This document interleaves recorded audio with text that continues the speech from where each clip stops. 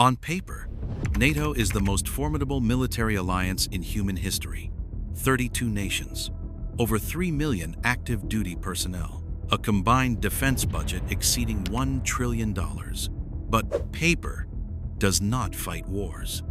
The North Atlantic Treaty Organization is currently facing its greatest crisis since 1949, not because of a lack of weapons, but because of a lack of readiness. Today, we are stripping away the political speeches.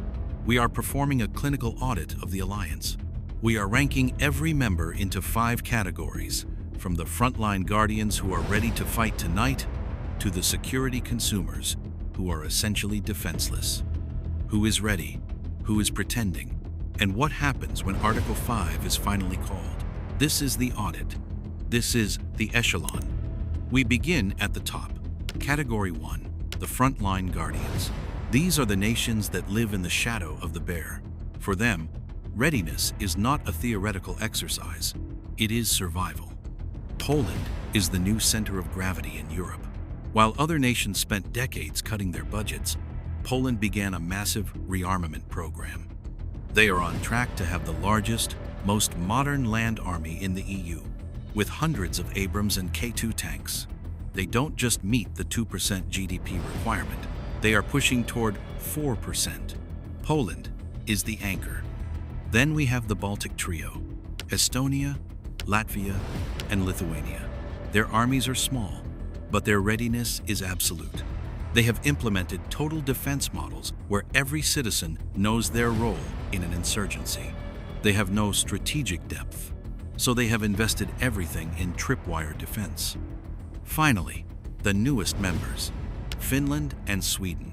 Finland brings the largest artillery force in Western Europe and a reserve system that can mobilize 280,000 soldiers in days. Sweden brings a high-tech navy designed specifically to turn the Baltic Sea into a NATO lake.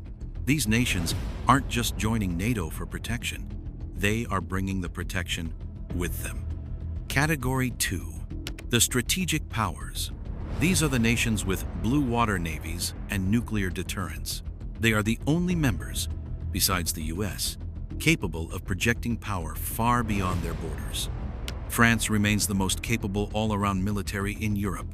They possess a full spectrum of capability: nuclear-powered carriers, advanced domestic fighter jets, and a battle-hardened army with recent experience in Africa. France is the only European nation that could technically fight a mid-sized war entirely on its own. Their readiness is high, but their focus is often split between Europe and their global interests. The United Kingdom follows closely. While the British Army has shrunk to its smallest size since the Napoleonic era, their high-end capabilities remain elite. Their nuclear submarines and 2 Queen Elizabeth-class carriers provide NATO with its primary naval strike force in the North Atlantic.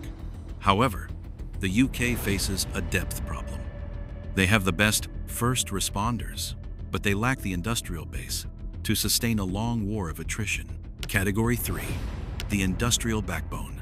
This is where the alliance's potential lies, but where current readiness is a major question mark. Germany is the sick man of NATO readiness. For 30 years, the Bundeswehr was allowed to rot. Reports of soldiers training with broomsticks instead of rifles were not myths. However, the Zeitenwende, the great turning point, has begun. Germany has committed 100 billion euros to modernization. They have the best tanks in the world, the Leopard 2, but currently, not enough of them are functional. Germany is a giant that is slowly putting its boots on. If they reach full readiness, the alliance is untouchable. If they fail, the center of Europe is hollow. Turkey is the wild card. They have the second largest standing army in NATO. Their domestic drone industry, specifically the Bayraktar, changed the face of modern warfare. Turkey's readiness is undisputed, but their political alignment is often transactional. They are a powerful ally, but one that plays by its own rules. Category 4, the specialists. These nations don't have massive armies, but they possess niche capabilities that the alliance cannot function without. Norway is the eyes and ears of the High North. Their P-8 Poseidon aircraft and advanced submarines track every Russian move in the Arctic. The Netherlands has fully integrated its land forces with Germany, creating a model for a future European army. They have traded quantity for extreme quality, focusing on F-35 integration and elite special forces. Romania and Bulgaria are the gatekeepers of the Black Sea. Their readiness has been force upgraded by the US and UK since 2022. They are currently transforming from Soviet-era relics into modern NATO hubs. They provide the geography. NATO provides the teeth. Now, we reach the bottom of the audit. Category 5. The security consumers. These are the nations that have largely outsourced their defense to the rest of the alliance. Canada is perhaps the most criticized member in recent years. Despite being a G7 economy, Canada has consistently failed to meet the 2% GDP target. Their equipment is aging, their procurement is slow, and their readiness to deploy a significant force is almost non-existent. Canada relies entirely on the fact that no one can invade them without going through the United States. Spain and Italy possess impressive hardware. Italy has 2 aircraft carriers and a strong navy, but their readiness to move those forces to the eastern flank is often hampered by domestic politics and economic constraints. Then there are the microstates, like Luxembourg and Iceland. Iceland has no standing army at all, providing only its vital geography for NATO air bases. These nations are part of the club for political reasons, but in a shooting war, they are passengers. Finally, we must address the elephant in the room. The United States, the US, is not just a member of NATO. The US is NATO without American logistics, American satellites, and American ammunition stocks. The rest of the alliance would be paralyzed within 2 weeks of a high-intensity conflict. The readiness of the US military is the only thing that keeps the paper shield from tearing. However, the US is currently facing a 2-front dilemma. As they pivot to the Pacific to face China, they are asking Europe to finally take care of its own backyard. The ranking of NATO readiness today is a reflection of how many nations are taking that request seriously. The strength of NATO is based on a single sentence: an attack against one is an attack against all.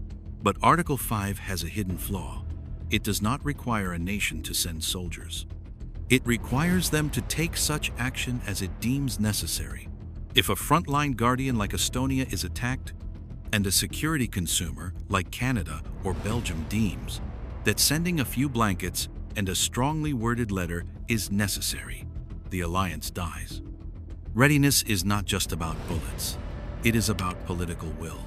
We are seeing a 2-tier NATO emerging, a Tier 1 of nations like Poland, Finland, and the US who are prepared for the worst, and a Tier 2 who are still living in the end of history. The audit is clear. In 2025, NATO is more powerful than ever, but more divided in its preparation. The Frontline Guardians are carrying the weight. The strategic powers are maintaining the edge, but the industrial backbone is still waking up, and the consumers are running out of time. If you live in a Tier 1 nation, your deterrent is credible. If you live in a Tier 5 nation, you are praying that the deterrent of others is enough to keep you safe. In our next briefing, we leave the alliance behind to look at the other side of the curtain. The Russian military audit. Is the bear truly broken, or is it evolving? This is the echelon.